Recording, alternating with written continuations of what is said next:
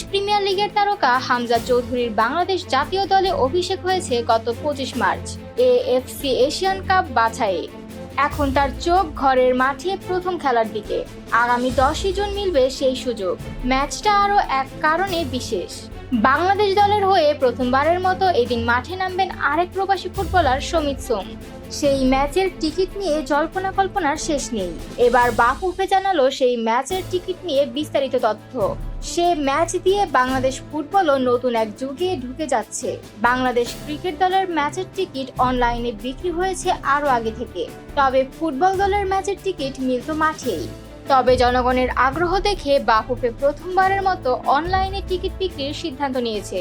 10 June ঢাকার জাতীয় স্টেডিয়ামে সিঙ্গাপুরের বিপক্ষে ম্যাচের টিকিট শনিবার থেকে পাওয়া যাবে অনলাইন প্ল্যাটফর্ম TICKIFY.live-এ। বুধবার বাফুফের নির্বাহী কমিটির সদস্য ও কম্পিটিশন কমিটির চেয়ারম্যান গোলাম গাউস এসব তথ্য জানান।